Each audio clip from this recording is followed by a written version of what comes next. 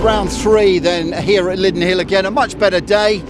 And how well are these little Swifts going to do? Let's just see. Round 3 of the British Rallycross Championship, the Motorsport UK Junior Rallycross contenders on the grid. Tom Ovenden is on pole position then. With him at the front of the grid is Luke Constantine, who was the winner yesterday. And then you've got Ben Sayer on the outside of the front row of the grid. Owen Robbins is on row 2 as the lights go out. The cars accelerate away down towards Chessons for the first of 6 laps then for the junior final, the first of the finals for round 3, and as 3 Joker, 4 hit the normal route, and Tom Ovenden gets in front, but he goes a little bit wide and up the inside. Now into the lead goes Luke Constantine, so he's done it when it counts. He hits the front. Luke Constantine leads Owen Robbins, whose weekend has got better and better and better, now pulls up to the inside and he goes for second place, the best we've seen out of him all weekend, and he's about to make the move. He brakes late, goes down towards the Devil's Elbow, through he goes up on the inside line, and so Owen Robbins takes second. He goes out wide, and that's going to give now Tom Ovenden the chance to challenge on the run up the hill then. Max Watt in 110 is 4th. Who is going to be second at the hairpin? Round the outside it's Ovenden then, who just gets his nose in front. Trouble is he's on that slower outside line as they accelerate now down the hill for the first time. Second and third, nose to tail. Ovenden is ahead, but while he's defending like this and trying to hang on to the place, he's letting the leader get away. So 107 comes through. That is Luke Constantine who heads the pack, and the advantage at the end of the opening tour is 1.9 seconds. Now to the Joker has just gone Owen Robbins. That for the moment is good news for Tom Ovenden because it takes some of that pressure away from him, but Robbins has had a spin on the Joker. There you're looking at the top 2, but on the Joker lap facing the wrong way was Owen Robbins, so all that good work of the opening lap has just been undone. The car's gone around. He does get going once again, but badly delayed as now Ovenden doesn't have to worry about this man anymore. Owen Robbins, he's jokered, but he's had a spin. He's a long way back, and now he's got to try and find his way back into the mix somehow as the cars make the climb up the hill. There is the leader coming out of the hairpin, so 107 it is. Luke Constantine was 1.9 seconds ahead of Tom Ovenden at the end of the opening lap then, and neither of them jokered as of yet. Ben Sayer in the meantime, who normally jokers early, has done it again, and he's on the back of Max Watt now. Sayer is the leading joker, but he's stuck in slower traffic as the leaders go by. There is Max Watt bouncing over the loose at paddock. Ben Sayer behind him in 4th place. Watt now goes joker, that's good, so that means a slower car gets out of the way of Ben Sayer, but I fear it's going to be for Ben exactly what we've had in previous races this weekend. He jokers early, but then does not have the pace to be able to capitalise when the leading cars serve their joker subsequent. Up towards the hairpin go the leaders. There you've got Corey Paget versus Caitlin May. New to the championship is Caitlin this weekend, and they're the leader, and I reckon that gap's coming down. Is Luke Constantine. Tom Ovenden is closing. Is he going to be able to go quickly enough now to jump ahead on the joker, assuming they joker on different laps of course, which is all key to really understanding when you make that joker pass. Into paddock comes the leader as further back Ben Sayer hustles on in 3rd, but there's no way he's going to be able to jump up the order on joker to the top 2 because he's just lost too much ground already. Corey Paget goes through, still under attack from Caitlin May, so that is for 4th on the road. Corey Paget just ahead for the time being as the leaders come through. Now the gap last time around was 1.4 seconds. That is enough to jump ahead on the joker, but it rather depends really on who jokers when and what pace they're going to do when they're running on their own. Meantime, Caitlin May looking for a way past Corey Paget, whose dad Phil Chicken is in the senior Swifts in a similarly liveried car. Down to the elbow they turn. They're 4th and 5th, these two. They've already jokered. It's only the top 2 cars, there they are, that have yet to serve that joker lap. Down the hill now goes Luke Constantine, so he was the winner yesterday. It was Tom Ovenden that won here in August. The gap between them is certainly narrowing as they bounce across the loose once again. Do they go joker? Let's see. There is Ben Sayer through in 3rd place. Paget hanging on a 4th. Caitlin May is 5th. And the race leaders are now split, incidentally, because as you look at the fight for 4th across the loose, we've got Tom Ovenden having gone for the joker lap there. He is rejoining, so the gap widens between the 2. Question is whether or not he's going to be able to jump ahead when Luke Constantine serves the joker, which he will have to do pretty much either next time or the time after. He's got 2 options still to go of when he's got to serve that. The climb up the hill, he's on his own now. Does that help? Does that hinder? Do you lose the impetus because you're not having to race quite so fiercely, or does it really help because you can push harder knowing that the road is only yours? Down the hill will come Tom Avondon there in second place, and he's got one very, very easy task now. That is to push, push, push, and try and close on the race leader enough to jump ahead on that joker. The Mike Boat prepared car of Corey Paget goes through. There's the leader. So it is Luke Constantine serving the joker lap this time then. So you've got to get this little chicane right. Then there's the jump, and he's going to be ahead of Avondon, but only just, unless he loses momentum on the outside, which he does not. So on this now, the final lap of the race, it is going to be Luke Constantine ahead as they come down to the Devil's Elbow. Has he done enough to hang on to this? Luke Constantine leads. Tom Avondon is in second place. The margin between them is pretty much nothing as they accelerate up the hill. Avondon could yet have a go up the hill. He could be really, really bold and challenge coming into paddock. We've had some great racing out of the juniors all weekend, and now is the time for Avondon to challenge. He's certainly close enough. One more lap, he might have had a say in this. Has he run out of options? Let's see. Comes down the hill. Which way does he go? Can he go round the outside of paddock? No, not near enough. Can he get the run to find the gap up towards the checkered flag? I think the answer is going to be no to that as well. So for the second time this year, Luke Constantine wins the Junior Rallycross Championship final. Tom Avondon takes second place, and Ben Sayer, as ever, the best of the rest, in third. A good battle for fourth comes to the line, with Corey Paget just ahead of Caitlin Bay, and then Owen Robbins recovering from his spin in sixth, with Max Watt taking seventh position. But that for Luke Constantine is a very good way to round out the weekend. It's win number 2 of the weekend. It's win number 2 of the season. Luke Constantine wins the Motorsport UK Junior Rallycross Championship final. Second goes to Tom Avondon, and Ben Sayer comes home third.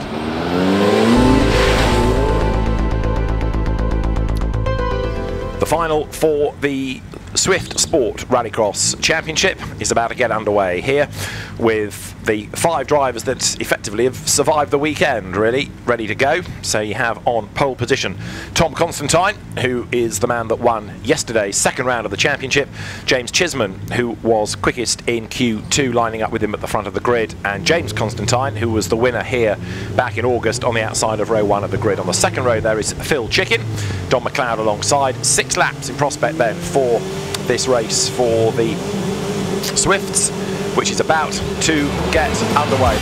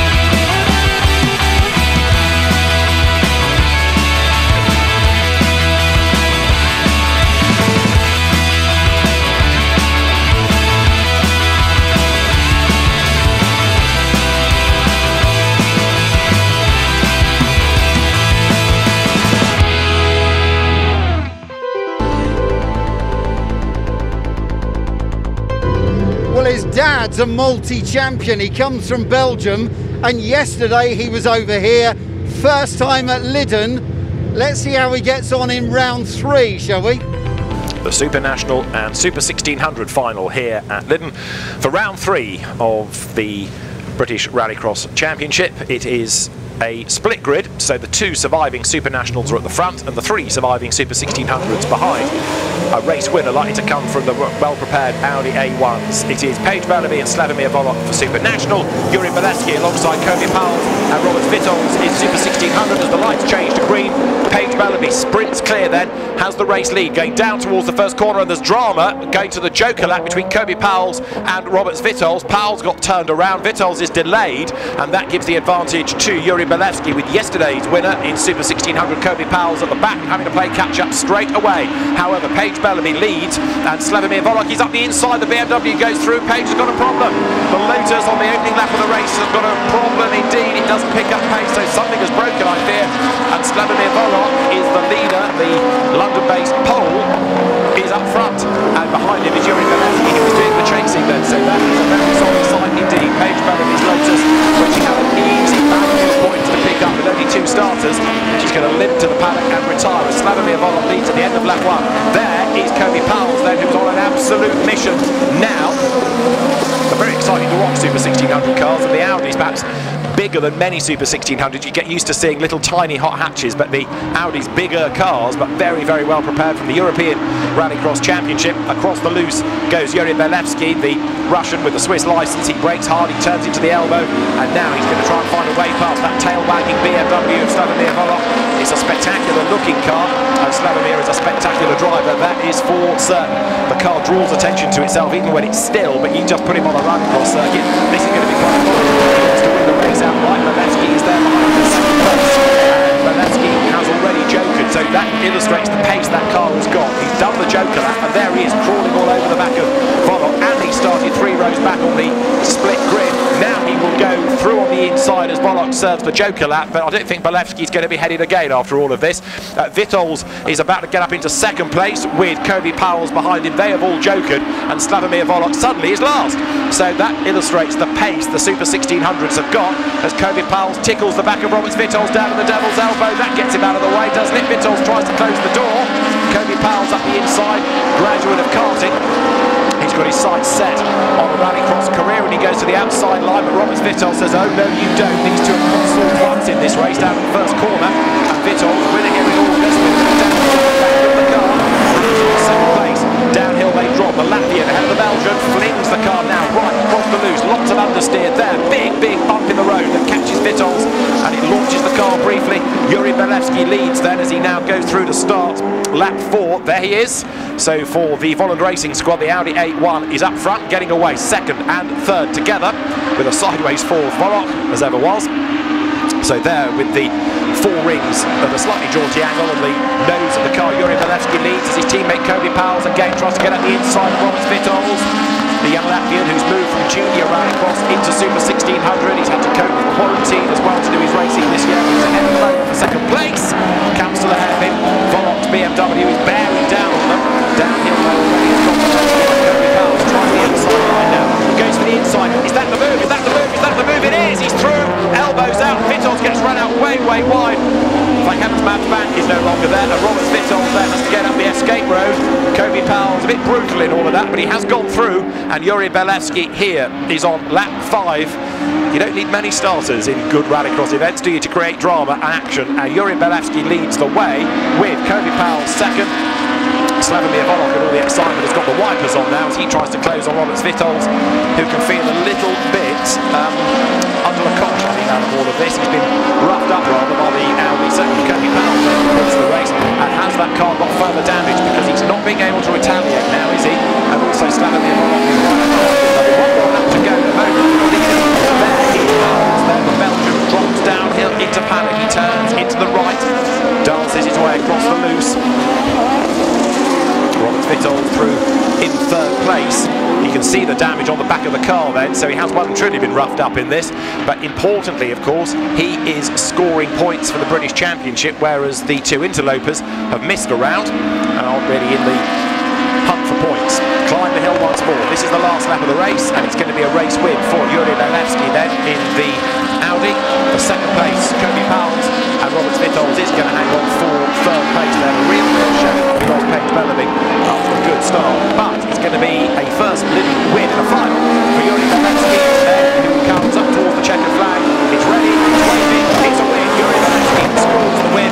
Kobe Powell will be through in second place. Wait for the green out in a flash through shots now, and then for third place Roberts Vitols comes through with Slavomir Volok fourth, being the winner of the Super National part of the race, or the survivor, but he takes the maximum points in that category. So Slavomir Volok wins in Super National, but Roberts Vitols third, Kobe Powell second, and a Super 1600 final win for Yuri Belevsky in round 3 here at Lydden. Well, do you know, we haven't seen this guy Dave Bellamy compete for 2 years, yet yesterday for round 2 of the minis here at Lydden Hill, he won it. Can you believe it? See how he gets on in round 3, shall we? The grid is formed and the BMW Minis are set for the final for round 3 of the championship, and the BMW Mini Rallycross Championship thus far dominated by the man on pole position, which is David Bell. Dave Bellaby lines up with him at the front, and it's Dave Ellis on the outside of row 1. Row 2 is Brad Turner and Marty Hawks, Adrian Turner, Rob Methold and Andrew Hawks complete the grid as we go racing, with David Bell making the best start. Marty Hawks there in the black and red car squeezes up the inside of Dave Ellis and rather forces him to go joker. Bit brutal all of that, but it works, and actually Ellis, perhaps quite rightly, is the man therefore that leads the pack on the joker lap. Even if he didn't want to, he's there, not being bullied out of it by Marty Hawks. So you've got David Bell in the lead, Dave Bellaby being in second, and the Turner family third. Brad ahead of Dad Adrian, the ex-autograsser. David Bell leads up the hill for the first time, but Dave Bellaby made a tiny error in the second semi-final. Other than that, he absolutely dominated it, and he's taking the fight to David Bell right now as he gets up to the hairpin. 6 laps for the Minis. This is lap 1, and nose to tail they run downhill then. 87 is Bellaby, 93 is Bell.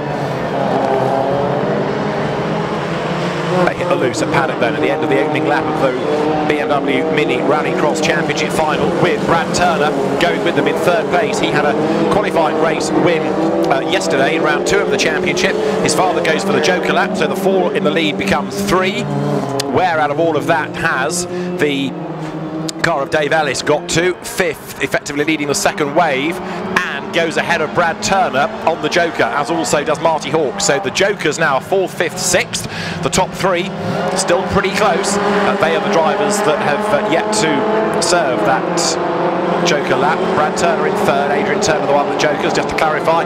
So Bell, Bellaby and Turner together, and if anything Bradley Turner is closing up, isn't he then? The gap coming down as they got to the hairpin. There's Marty Hawks, 35, on the back of the white car of Dave Ellis. Down the hill they turn then now into the loose section at paddock, up towards the chicane and through Will Flick. Bell, Bellaby and Turner Jr. That's 2 laps done, and to the joker lap this time goes Bradley Turner. So Dave Bellaby, pressure released from his shoulders. He can concentrate now, at least for the short term, on David Bell ahead of him and trying to see what he can do about the race leader. Can he find a way past him? Can he force a mistake out of Bell?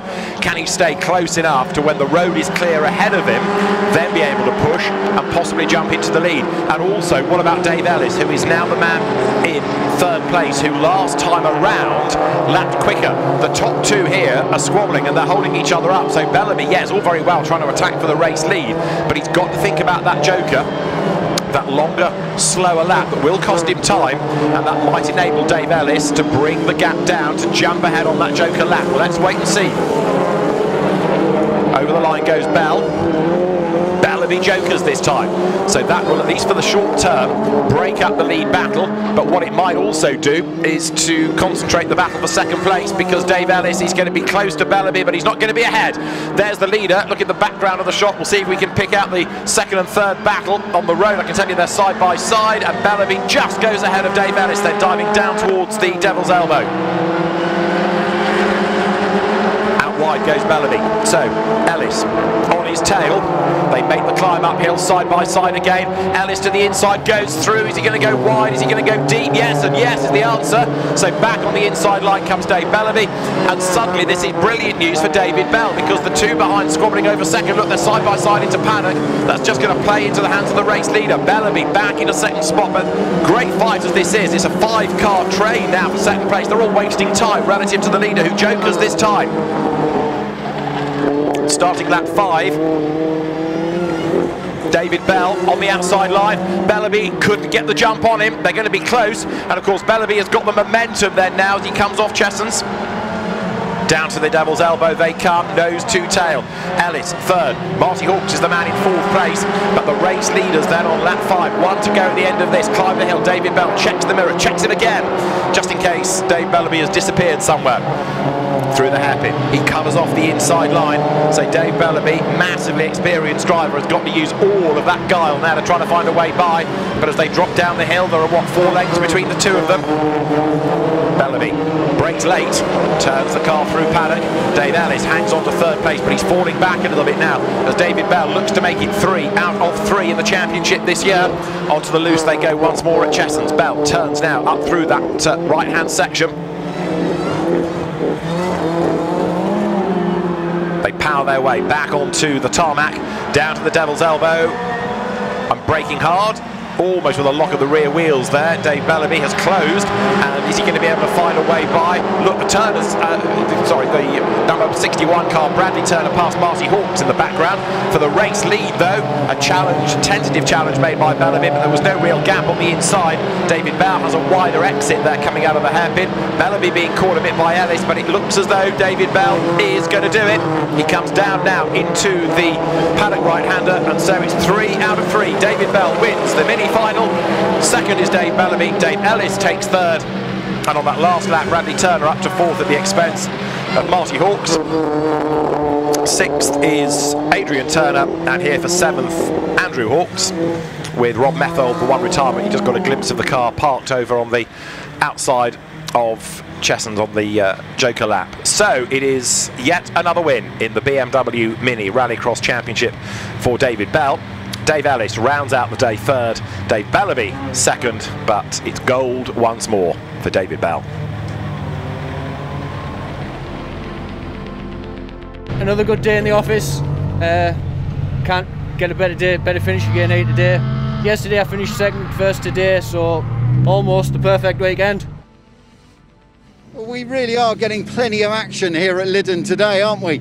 Let's keep going with another one of our series as Ollie Bennett turns into the garage.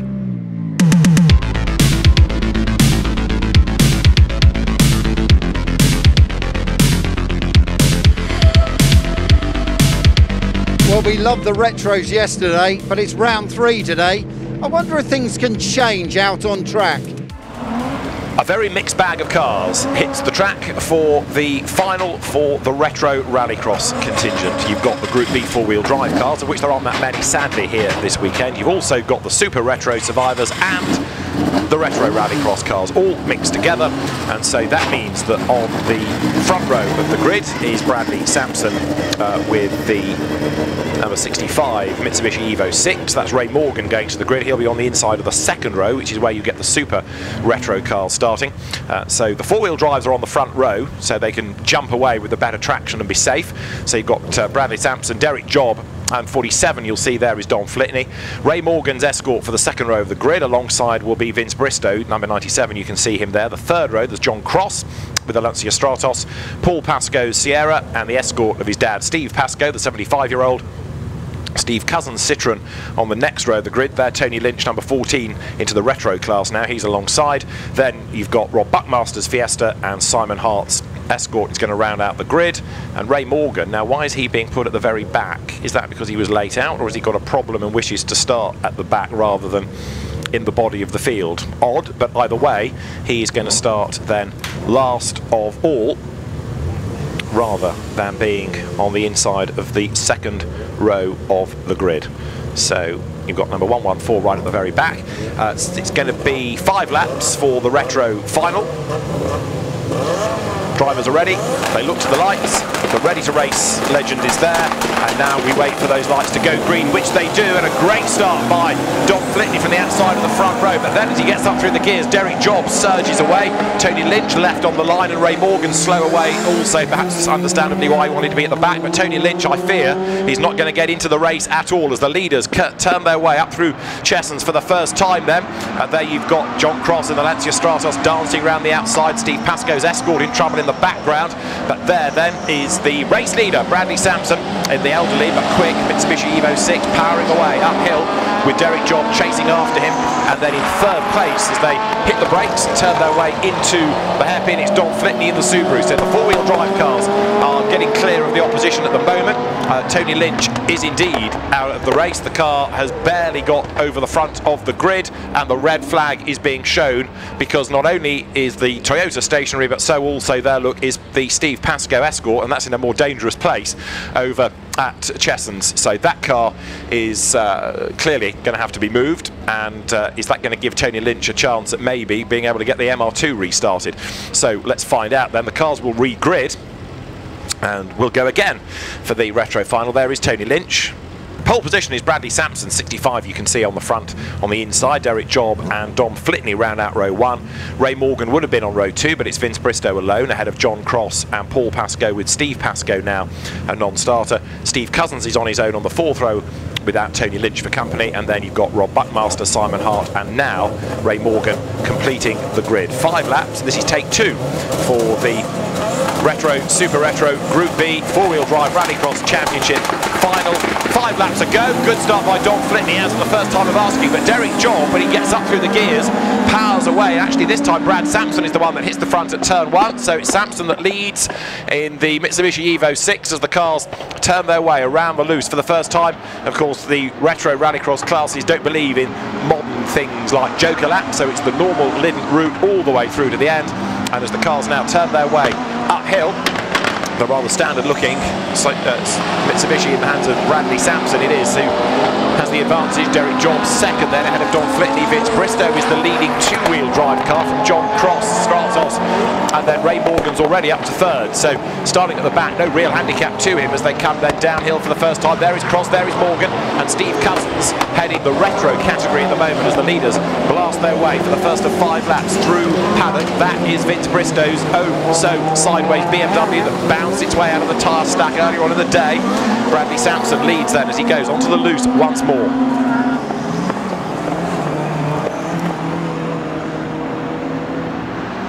Battle on for the Super Retros. Ray Morgan round the outside of John Cross, and that's second within the Super Retro class. So Steve Cousins in the Citroen rather cheekily gets past the Lazio as well. So John Cross dropping back as Simon Hart's immaculate Escort then accelerates down now towards the Devil's Elbow, brakes hard, turns into the left, and then powers up the hill. That car at the rear of the pack, but it's a proper retro-style Rallycross car, taking you back to 1973, the first year of the European Rallycross Championship, and how that morphed and how Rallycross itself has evolved over the years. So there is Rob Buckmaster keeping the Escort at bay. That Fiesta was an Ian Chisholm car. His son James has been out in the Swift Sports here this weekend. Sampson out front on his own. 2 laps are done. So the Mitsubishi Evo 6, that was perhaps not the most obvious of Rallycross cars, but in the retro 4-wheel drive section, it's a welcome addition to the grid, and Bradley Sampson powering his way uphill now, with rather more circuit race lines than what you might expect to be sideways Rallycross lines here, but it's effective for him, it's working well. The black car with a green cage, black and green overalls for the man behind the wheel. There is Derek Job, an experienced campaigner is Derek, in second place in the yellow Escort, and as the cars turn their way into paddock, you'll see there the recovering Sierra just on the inside. That's Paul Pascoe that's had a rotation. Right, fights on here, look, because now 3rd and 4th together, you've got Don Flitney being caught by Vince Bristow, and as you look at the leader, they're all closing on Derek Job. So behind this car, 2nd, 3rd and 4th, all getting themselves together. There they are. Don Flitney under attack from Vince Bristow. Derek Job was being caught, but I think if he missed a gear, maybe he's driven around that problem. The Subaru gets its power down and pulls clear of Bristow as you look at the leader heading up the hill now for the 4th time of asking. Bradley Sampson doing a very good job then up front. So the 4-wheel drive cars, as Paul Pascoe retires, and that's Steve Cousins going into the gravel. Oh dear, it's all falling apart around us now. Suddenly we're losing cars left, right and centre. The 4-wheel drive cars didn't get a final yesterday. Their qualifying runs have been split across the weekend, so they haven't had as much track time as others. But Bradley Sampson here dominating up front then as he turns his way once more down towards Chestons. For 3rd and 4th, Flitney getting away from Bristow briefly. Derek Job hanging on to that 2nd place then, so as the cars turn through, out of the race is Paul Pascoe, and we've also now, as I say, lost Steve Cousins with that Citroen in the gravel at the elbow. So as Bradley Sampson works this last lap of the race, a win is heading his way, that is for sure.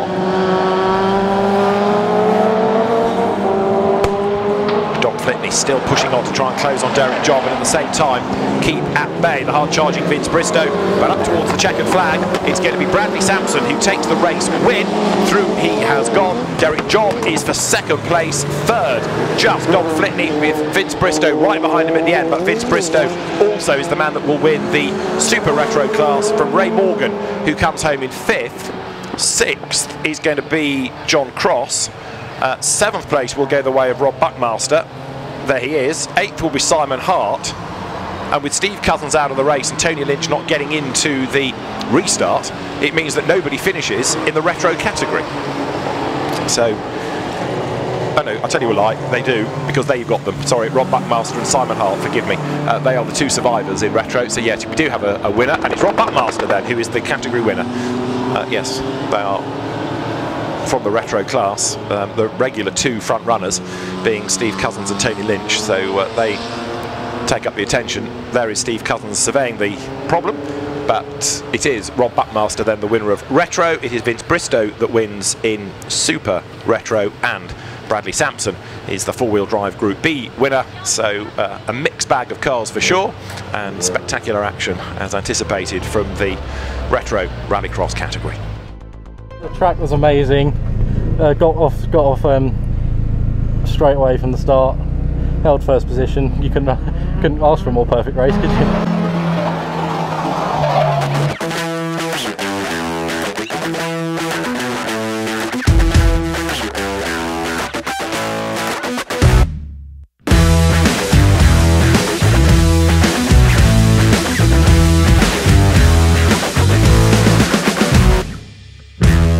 About him yesterday, and he went out and he delivered the goods. First time in a buggy, and Patrick O'Donovan won it.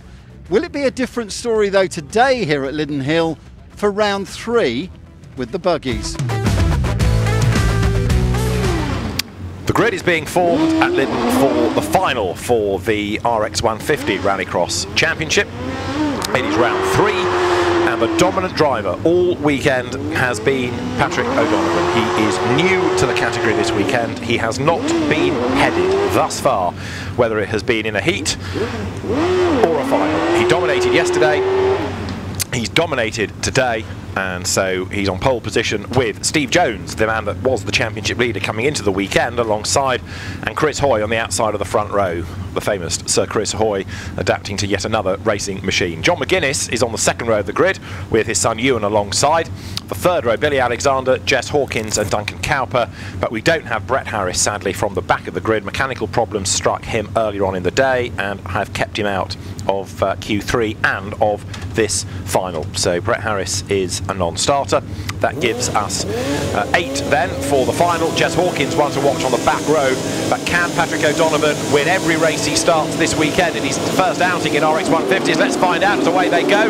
Good getaway by John McGuinness in the red buggy then as he powers his way up past Stephen Jones, who was a bit sluggish out of the blocks. Down towards Chessons they go for the first time. One goes Joker, but the leader is going to be O'Donovan. The green buggy to watch, that is Jessica Hawkins. Round the outside then, trying to gain places at the expense of others and doing so pretty easily at the moment. Going 4th then as they dive down to the elbow on the inside line there. Chris Hoy makes a move against John McGuinness, 2 of the more famous names in the entry. And up the hill they go then with Patrick O'Donovan trying to get away, way out wide up the curb. Jessica Hawkins, who's coming under attack, look, as they break for the elbow, side by side for second. On the inside McGuinness, on the outside Hoy, and Hawkins comes into the mix as well, all of which means it's a great battle with Steve Jones in 5th behind them, but it also means that the leader is getting away. So escaping up the road is Patrick O'Donovan at the end of lap 1 of 6 then as they dance their way across the loose.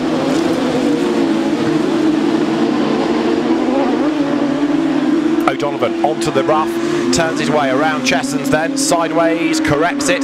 He's moved up from juniors, so much more power, different format of racing for him in a sense. And the Tay Unhappy RX 150 is very light but very powerful, seeming to suit him. Now in second place, look, you've got John McGuinness in the background, Jessica Hawkins closing on him as up the hill goes Patrick O'Donovan. He's made that step from the juniors to the RX 150s. His father, Ollie O'Donovan, has been the prime mover behind this category for many, many years now. And down the hill comes the Miami Blue hued RX 150. Patrick O'Donovan, who has been saying all weekend the real opposition is going to be from Jessica Hawkins. She's showing good pace again, but he's stuck. Look behind John McGuinness here. John raced and indeed rolled a supercar here yesterday. Raced RX 150s back at the August meeting, and now has his mirrors relieved because Jessica Hawkins goes for the Joker lap. Needs to try and get out ahead of that little battle pack that's heading her way. She will just about do so, yes, fending off Ewan McGuinness. So Jessica Hawkins hangs on to 3rd, the best of those that have made the Joker run. Behind her There is Ewan McGuinness, there's Chris Hoy who's dropped back a little bit, then there's Stephen Jones ahead of Duncan Cowper. That's Jones, championship leader by winning here back in August, or he was the championship leader. Things are going to be a bit different maybe by the end of the weekend with these 2-round wins potentially for O'Donovan. So POD leads the pack there. Jessica Hawkins keeping the rest of them at bay.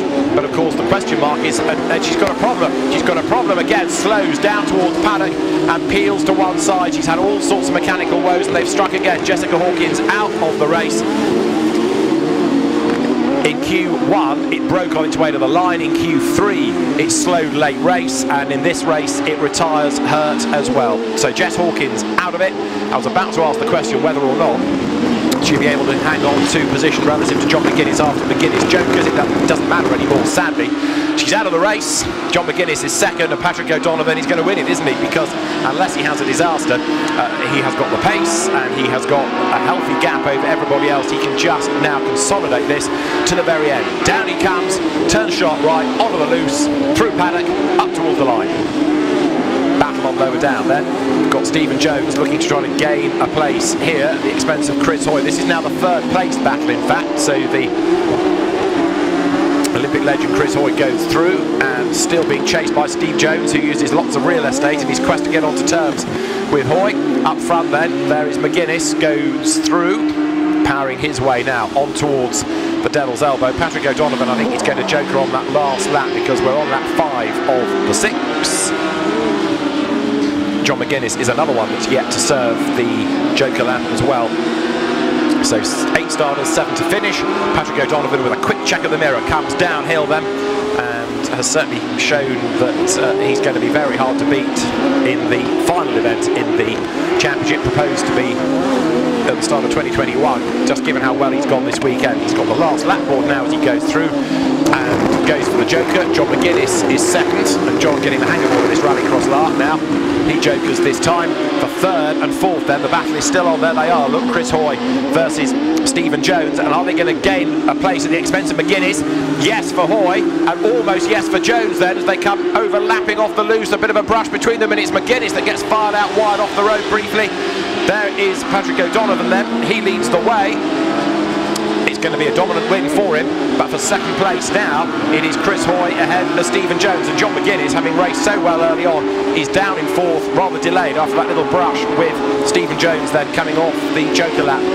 But O'Donovan is into paddock, the checkered flag is at the ready, and Patrick O'Donovan makes it 2 out of 2 this weekend in the RX 150 Rallycross Championship. Patrick O'Donovan wins every race he has started in one of these cars over the weekend. Second is Chris Hoy, and third Stephen Jones. For fourth, John McGuinness comes through. Fifth is going to go the way of Duncan Cowper, who was a retirement yesterday in the final. Sixth behind him is Ewan McGuinness. And what about for 7th place? That will be Billy Alexander, the last finisher. So Patrick O'Donovan makes it 2 final victories across the 2 days here at Lydden. His maiden outing in RX 150s has been mighty impressive indeed. Third, Stephen Jones, the winner in August here. Second, Chris Hoy, but Patrick O'Donovan is the winner of the RX 150 final. There's only one, Patrick O.D. Oh my god, no. It feels amazing. Off the start, I got my head down, I just kept pulling gears, and I was watching in case someone came out just in front of me in the joker, in case they'd been catching up. Oh my god, it's sensational. You don't give up, do you two? You're like little twins now. You can't, can you? You've got to go, it's racing, isn't it? And it was the final, so it was, you know, the gloves were off in that one, but I gotta say I'm disappointed I missed the podium, but it was a great race, and fair play to Chris and young Patrick, and this while the old Fox was second, but I enjoyed the race, that's the main thing, and you know, I was upside down yesterday, but that's just, I can go on back to the northwest, happy man. With your hands and your head held high. Yeah, I'm just about in one piece, yeah. I didn't feel that great this morning when I got out of bed, I was a bit whiplashed, but an awesome event again, you know, thanks so much to the organisers. I love them little buggies, that was such a thrill. I absolutely loved it. I can't praise the series, but these cars in particular, you know, enough. Just fantastic, really great atmosphere, great camaraderie. We're racing against each other, but there's a real sort of sense of being part of the same team, so everybody helps each other. And these cars are so much fun. You know, you're literally there's not a second that you're doing nothing. You're always fighting the steering or changing gear. Great to make the podium, I'm really surprised. So it's been a brilliant weekend. Thanks to Ollie O'Donovan for putting me in the car, and to everybody who took part. It was a great event.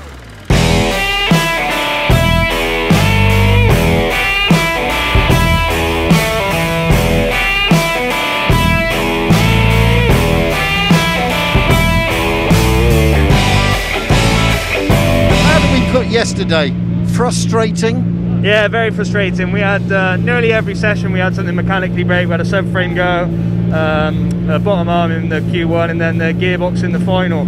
So not ideal, but the pace was there, so hopefully today we can put on a show.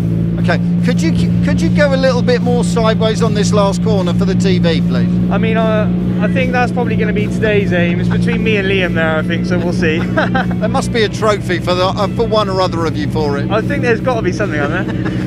Entertainment value, to be honest, for sure. Yeah, this track's great for it, and it hurts your lap time, but it's great fun as a driver, so we try and sneak a few in where we can.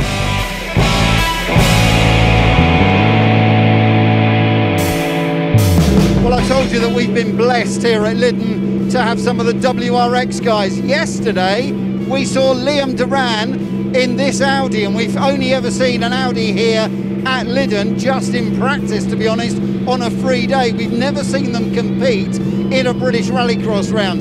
He was awesome yesterday. How's he going to do today in round 3? Round 3 of the Motorsport UK Cooper Tires British Rallycross Championship from Lydden.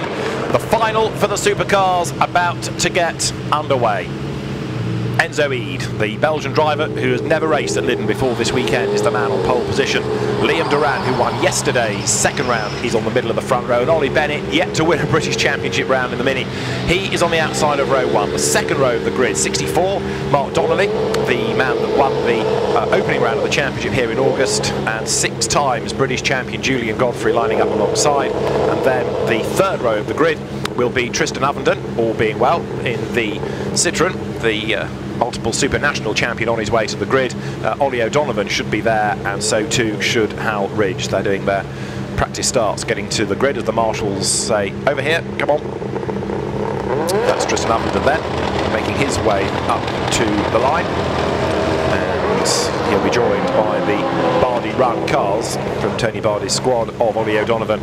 And Hal Ridge, the Rallycross journalist, started off as a racer, then started writing about it and races occasionally now. There's Ollie O'Donovan, who's had a pretty checkered day with an incident with Julian Godfrey earlier on, but he's made it through from Q3, which is when the incident happened, through the semis and onto the grid.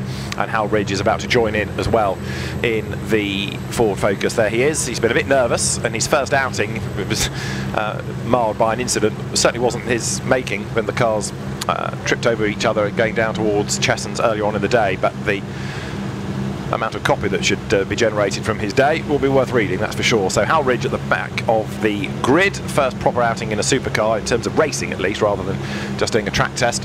We've got one Mini being retrieved, and once that's out of harm's way, the track will be clear and we'll be good to go racing then for this 6-lap supercar final.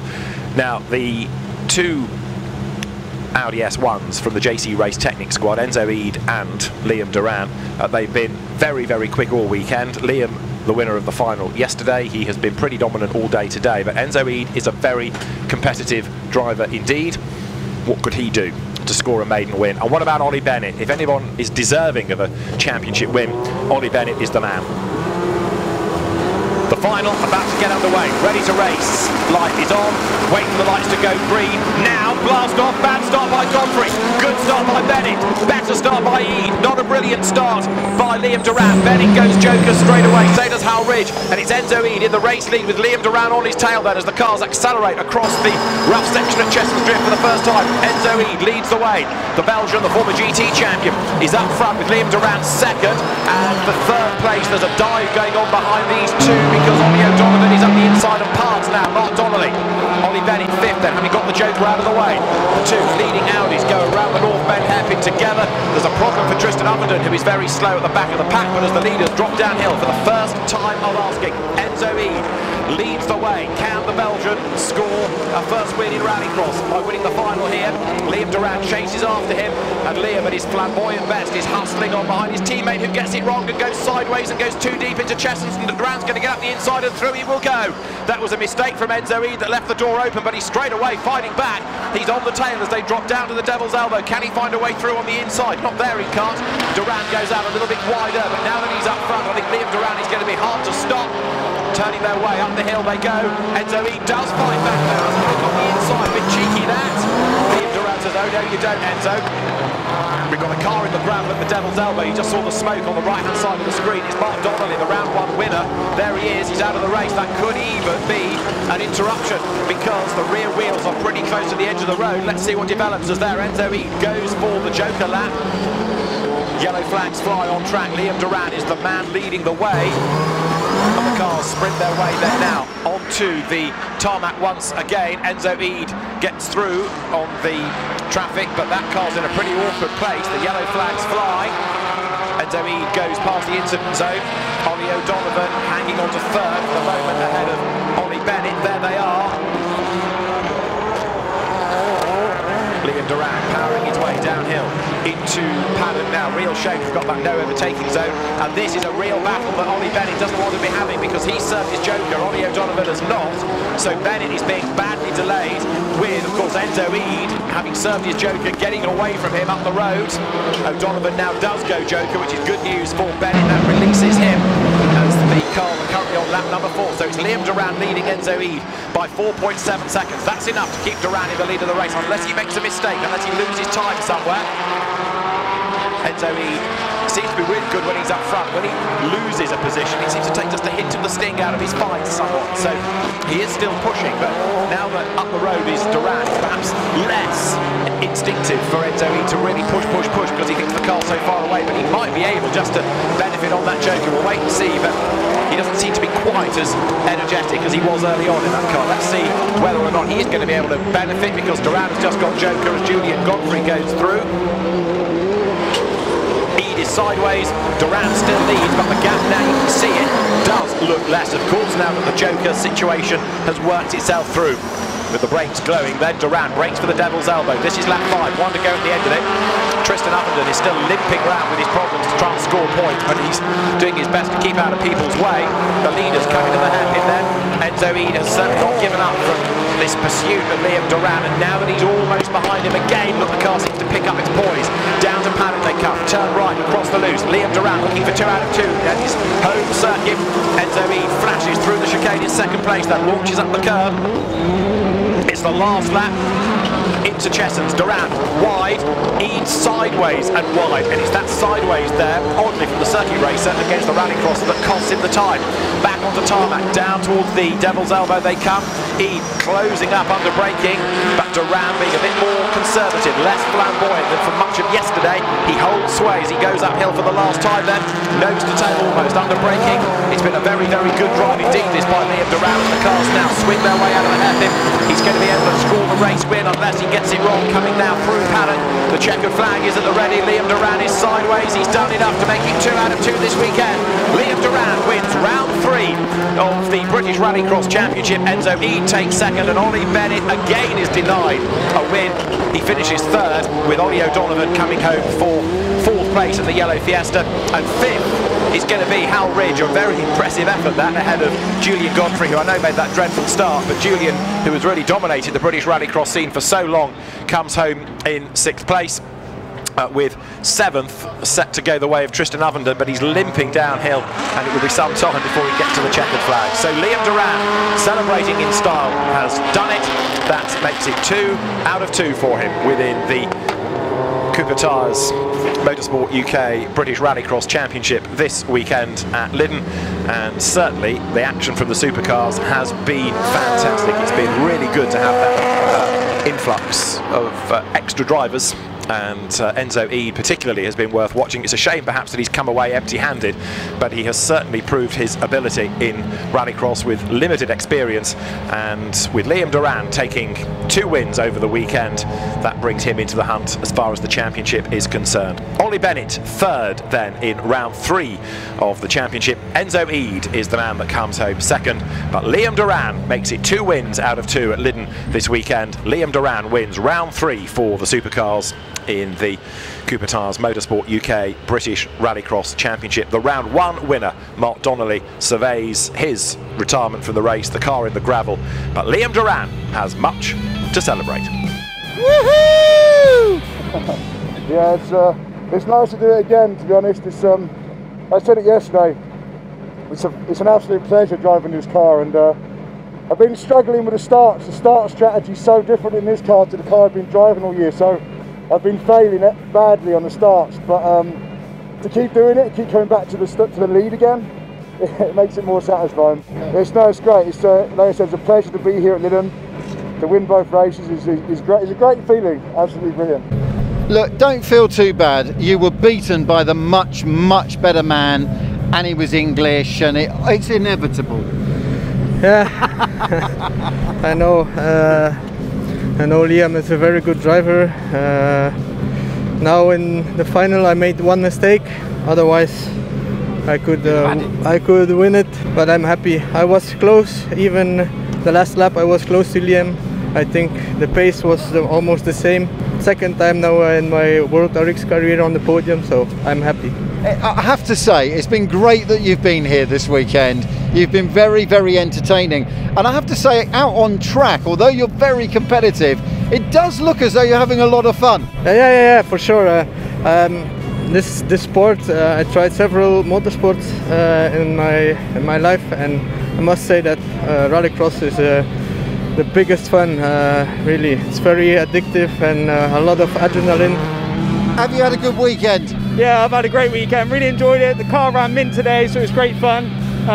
Probably not the best strategy in the final there, taking the Joker, but I had a good race and really enjoyed it. Do you think we should do more of these winter Lyddens? I think so. I mean, driving at night was crazy fun yesterday, so I'd love to come back and do that. So yeah, I'll vote for it. Well, they've never had what is effectively a winter Rallycross meeting here at Lydden before, but if you ask the drivers and the teams, they would say it's a massive success. Sad that we've not had spectators this year, but hopefully some of the TV coverage that we've brought to you has maybe brought it alive in your homes if you couldn't be on the banks of Lydden Hill. But it's been a fantastic meeting, 2 days, and of course some innovations as well. Not just a winter meeting, but driving yesterday for round 2 into the night. Yeah, proper darkness under lights. Today, some more fantastic racing, stuff that's changed. You know, we had a Bell, not a Bellaby in the minis. We've had a change to a certain extent as far as the supercars are concerned. It's been some fantastic racing for round 3 here at Lydden. And now we say, well, Happy New Year, I suppose, and a Merry Christmas, and look forward to 2021 and the Five Nations BRX when it resumes, hopefully with you on those banks. Bye-bye.